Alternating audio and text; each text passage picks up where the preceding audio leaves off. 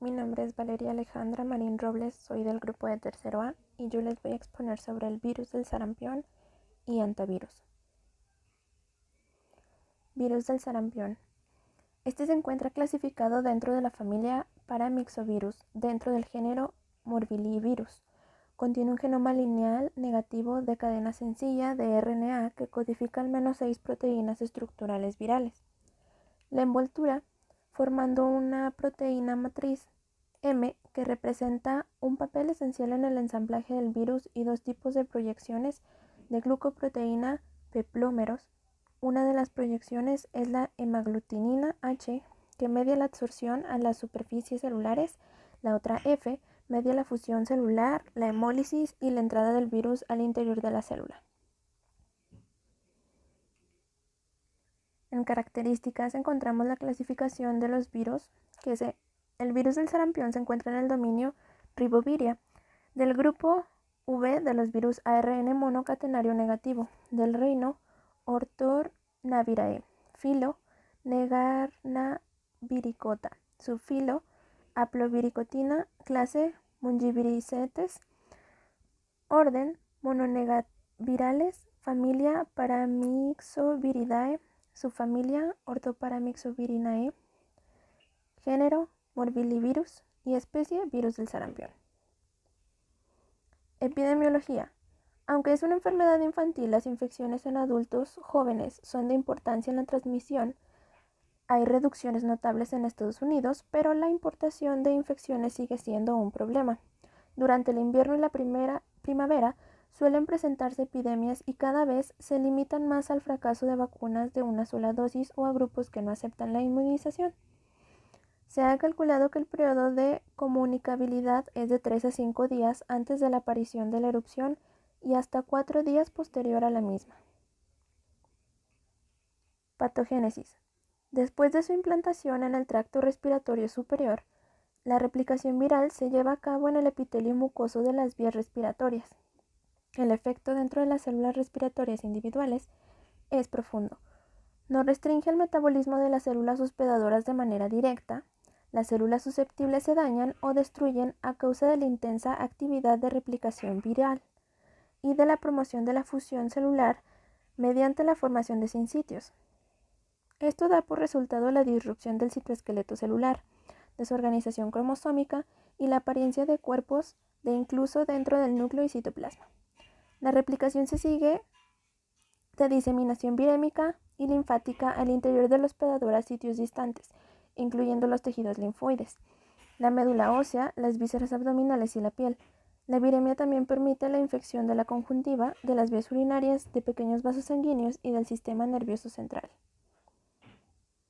La fase virémica del virus del sarampión infecta a los linfocitos T y B, a los monocitos circulares y a los leucocitos polimorfonucleares sin producir citólisis. Se provoca una depresión profunda de la inmunidad mediada por células durante la fase aguda de la enfermedad y esta persiste durante varias semanas, resultado de una regulación descendente de la producción de interleucina 12 de monocitos y macrófagos inducidas por el virus. Los linfocitos B van a suprimir la síntesis de la inmunoglobulina. Parece interrumpirse la generación de la actividad de las células asesinas naturales o natural killers. Leucocitos polimorfonucleares. Tienen la capacidad para generar oxígeno, pero se ve disminuida, posiblemente por acción directa del virus o por los linfocitos T supresores activados. Esto también podría explicar el aumento de la susceptibilidad a sobreinfecciones bacterianas. Los tejidos linfoides presentan cambios hiperplásicos y a menudo se observan células gigantes retículo-endoteliales multinucleares, células de Warthin-Finkelday. Algunas de estas células gigantes contienen inclusiones intracitoplásmicas e intranucleares. Se observan vasculitis, células gigantes e inclusiones. Las lesiones encefalíticas se deben a la actividad citotóxica de los linfocitos T. Inmunidad. Respuestas inmunitarias mediadas por células a otros antígenos pueden encontrarse seriamente deprimidas durante la infección por sarampión y persistir durante varios meses. En los próximos días de la enfermedad aparecen los anticuerpos para el virus, alcanzan un máximo a las 2 o 3 semanas y después persisten en concentraciones bajas. La inmunidad a la reinfección es vitalicia y se asocia con la presencia de anticuerpos neutralizantes. En pacientes con defectos en la inmunidad mediada por células, incluyendo aquellos con grave desnutrición proteico-calórica, la infección es prolongada, la afectación hística es más grave y las complicaciones como la neumonía viral progresiva son comunes. Manifestaciones. Se sabe que tiene una incubación de entre 7 y 18 días. La enfermedad típica suele iniciarse 9 a 11 días después de la exposición con tos, rinorrea, conjuntivitis y fiebre. Entre 1 y 3 días después del inicio aparecen pequeños puntos color blanco grisáceo rodeados de eritema, apariencia de granos de sal, en las membranas mucosas. Normalmente este signo, conocido como Koplik, es más notable en la mucosa bucal a la altura de los molares y persiste de 1 a 2 días. Al día que aparecen las manchas de Koplik, se inicia la típica erupción de sarampión, primero en la cabeza, después en el tronco y las extremidades. La erupción es maculopapular y semiconfluente, persiste de 3 a 5 días antes de desaparecer. La fiebre y los síntomas sistémicos graves disminuyen a medida que la erupción progresa a las extremidades. También es común la linfadenopatía, con afectación particularmente notable de los ganglios cervicales. Puede ser de extrema gravedad, sobre todo en pacientes inmunocomprometidos o desnutridos. Puede acontecer la muerte a causa de la abrumadora infección viral del hospedador con afectación extensa de las vías respiratorias y otras vísceras. En algunos países en desarrollo se han registrado tasas de mortalidad del 15 al 25%. En sus complicaciones tenemos que es común la sobreinfección bacteriana. La encefalitis puede ser grave. La púrpura, trombocitopénica y hemorragia se presentan en la fase aguda. La panencefalitis esclerosante subaguda es una inusual enfermedad neurológica progresiva infantil que por lo general se inicia de 2 a 10 años después de una infección de sarampión. Diagnóstico. Con base en los hallazgos clínicos, es necesaria la confirmación de laboratorio, por lo común, el aislamiento de los virus a partir del exudado orofaringio de orina es más productivo en los primeros 5 días de la enfermedad. Está el diagnóstico rápido. El sarampión se puede identificar en el sedimento urinario o en las células faringias a través de métodos de anticuerpo fluorescente o de PCR. El diagnóstico serológico puede llevarse a cabo a través de la inhibición de hemaglutinación IgE o métodos indirectos de anticuerpo fluorescente. Tratamiento. No existe terapia específica disponible aparte de medidas de apoyo y observación cercana para evitar el desarrollo de complicaciones como sobreinfecciones bacterianas. Se ha sugerido el uso de ribavirina intravenosa para pacientes con neumonía grave por sarampión, pero no se han llevado a cabo estudios controlados. Prevención. Hay una vacuna de virus vivos atenuados que es altamente inmunogénica y que más comúnmente se administra por parte de la MMRV. A fin de garantizar una inmunización efectiva, la vacuna debe administrarse a lactantes entre los 2 y 15 meses de edad con una segunda dosis entre los 4 y 6 años o entre los 11 y 12 años de edad. La vacuna de virus vivos atenuados es altamente inmunogénica. La vacunación está contraindicada en pacientes inmunocomprometidos y mujeres embarazadas. La protección pasiva es apropiada para individuos inmunocomprometidos. Ahora veamos el antivirus. Composición molecular y clasificación. El género antivirus forma parte de la familia Buniaviridae y comprende un número importante de virus que se distribuyen en todo el mundo. Entre ellos se incluyen los antivirus de Europa y Asia que causan fiebre hemorrágica con síndrome renal FHSR y los del continente americano que producen el síndrome pulmonar por antivirus SPH. Son virus envueltos, generalmente esféricos, con proteína en forma de espículas en su superficie externa. El diámetro de las partículas esféricas se encuentra en un rango de 80 a 125 nanómetros. Aunque hay una gran variabilidad de formas, los antivirus contienen 4 proteínas, N, G1, G2 y RNA polimerasa dependiente de RNA o proteína L, codificadas por 3 segmentos genómicos de RNA en sentido negativo, S, M y L. El segmento S codifica para la nucleoproteína o proteína N. El segmento M codifica para las glicoproteínas G1 y G2. Estas proteínas median el anclaje del virus a los receptores de las células hospedadoras. Las glicoproteínas G1 y G2 se proyectan hacia el exterior de la bicapa lipídica que rodea el núcleo del virión. El segmento L codifica para la RNA polimerasa dependiente de RNA, proteína L, que además actúa como replicasa y como transcriptasa del genoma viral. Epidemiología. Hasta 1999 se conocían más de 30 hantavirus diferentes en el mundo y, con muy pocas excepciones, cada uno de ellos se ha relacionado con un solo roedor de la familia Muridae como principal hospedero. En los roedores, la infección por hantavirus aparentemente no es deletérea, es crónica y probablemente se mantiene durante toda su vida, siendo horizontal y dependiente de edad, con una mayor prevalencia de anticuerpos en machos maduros. Los roedores son los principales portadores de los hantavirus, aunque se han reportado otras especies animales como portadores de los hantavirus. Vale la pena señalar que, a diferencia de otros virus de la familia, los hantavirus no son transmitidos por vectores artrópodos. Los brotes de la enfermedad por hantavirus se han asociado con cambios en la densidad poblacional de los roedores, la cual puede variar con las estaciones y los años. Estas variaciones dependen de factores extrínsecos como la competencia interespecífica, con cambios climáticos y con depredación. Patogénesis. El virus infecta las células de la mucosa respiratoria, que es la principal vía de ingreso, y después pasa al torrente sanguíneo. Las células del endotelio vascular constituyen el blanco fundamental del virus y probablemente producen ahí una alteración funcional. Los receptores que interactúan con el hantavirus son las integrinas beta 3, presentes en las células endoteliales, plaquetas y macrófagos. Las integrinas beta 3 son importantes en la regulación de la permeabilidad vascular y en la función plaquetaria, y la interacción hantavirus-integrinas sería fundamental en la patogénesis. El virus se produce en el citoplasma sin destruir las células, pero provoca una gran liberación de citoquinas.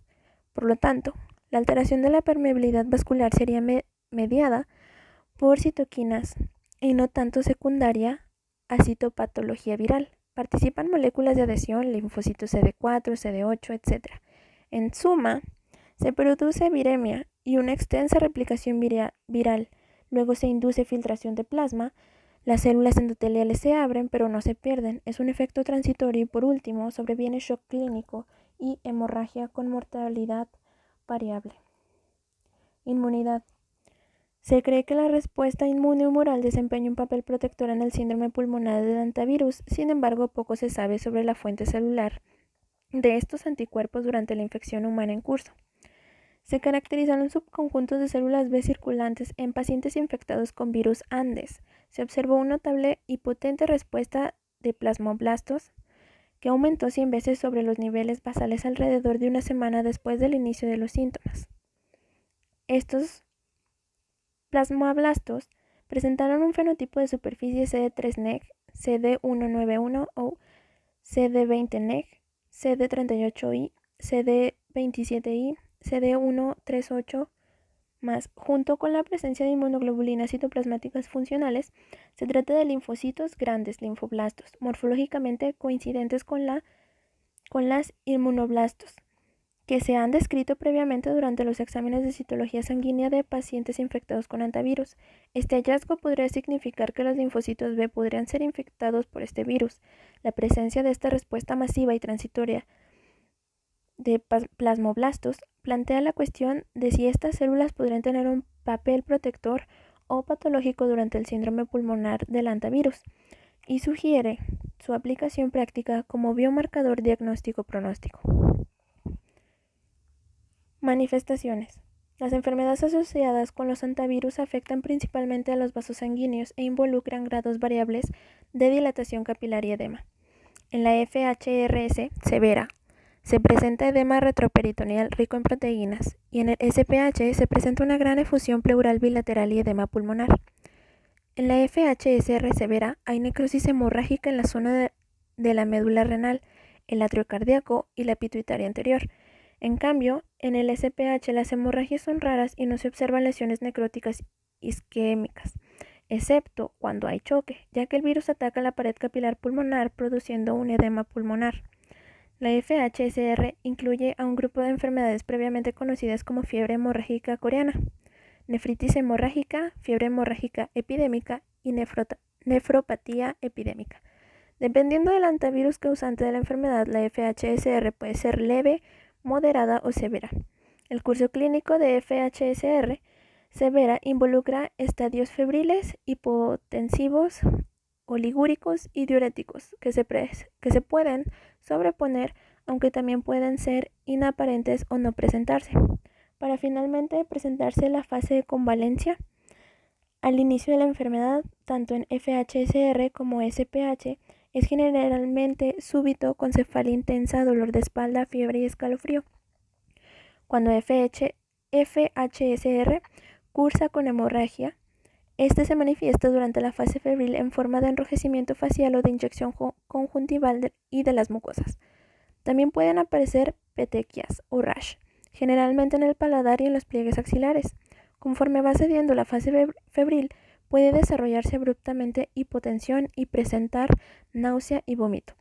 Una tercera parte de las muertes ocurren en esta fase debido a la fuga vascular y al choque agudo, mientras que la mitad de las muertes ocurre durante la fase subsecuente debido a la hipervolemia. Los pacientes que sobreviven y progresan al estado diurético muestran mejoría en la función renal, pero aún así pueden fallecer por choque o complicaciones pulmonares. La fase de convalecencia puede durar semanas o meses antes de que el paciente se restablezca por completo. Diagnóstico. Diagnóstico de laboratorio. Actualmente se consideran como los principales métodos de diagnóstico los ensayos serológicos tipo ELISA, aunque también se considera como diagnóstico a la evidencia del antígeno viral en tejido, detectando por medio de inmunohistoquímica o la presencia de secuencias de RNA viral por PCR en sangre o tejido. Es difícil aislar antivirus a partir de muestras humanas. Es más, no existen aislamientos del virus sin nombre de este tipo de muestras. Por lo tanto, no se considera el aislamiento viral para propósitos diagnósticos. Tratamiento. El manejo de los pacientes con infección por antivirus se basa en la instalación de un control estricto y terapia precoz. La hidratación de pacientes con SPH debe realizarse de forma cuidadosa, de preferencia debe ser hidratación ligera y no sobrehidratación. Los agentes inotrópicos se deben usar tempranamente para manejar una buena perfusión tisular. Se recomienda oxigenoterapia para la hipoxemia y, cuando es conveniente, ventilación mecánica. Aunque es obvio que la terapia antibacteriana no es útil, se recomienda usar antibióticos hasta que el diagnóstico sea confirmado, ya que el choque bacteriano es mucho más común que un choque por antivirus. El agente antiviral ribavirina es efectivo para mejorar la sobrevivencia y acortar el periodo de la enfermedad en la FHSR causada por virus ANTAN. Sin embargo, no se ha demostrado su efectividad en SPH. Prevención. En prevención tenemos varias medidas, como lo es evitar la convivencia con roedores y el contacto con sus secreciones, evitar que los roedores entren o hagan nidos en las viviendas, tapar orificios en puertas y paredes y cañerías, realizar la limpieza de pisos, paredes, puertas, mesas, cajones y alacenas con una parte de lavandina cada 9 de agua, dejar 30 minutos y luego enjuagar, humedecer el piso antes de barrer para no levantar polvo, colocar huertas y leña a menos de 30 metros de las viviendas, cortar pastos y malezas hasta un radio de 30 metros alrededor del domicilio, ventilar por lo menos 30 minutos antes de entrar a los lugares que hayan estado cerrados, viviendas o galpones, cubrirse la boca y nariz con un barbijo número 95 antes de ingresar. Al acampar, hacerlo lejos de maleza y basurales, no dormir directamente en el suelo y consumir agua potable. Si se encuentra un roedor vivo, usar veneno para roedores o tramperas para capturarlo, no intentar tocarlo o golpearlo. Consultar en el municipio local si se dispone de un servicio de control de plagas. Si se encuentra un roedor muerto, rociarlo con lavandina junto con todo lo que haya podido estar en contacto y esperar un mínimo de 30 minutos. Luego recogerlo usando guantes y enterrarlo a más de 30 centímetros de profundidad o quemarlo. Las personas que presenten síntomas de la enfermedad deben concurrir rápidamente a un establecimiento de salud para consulta y evitar el contacto estrecho con otras personas. Esto sería todo de mi parte. Muchas gracias.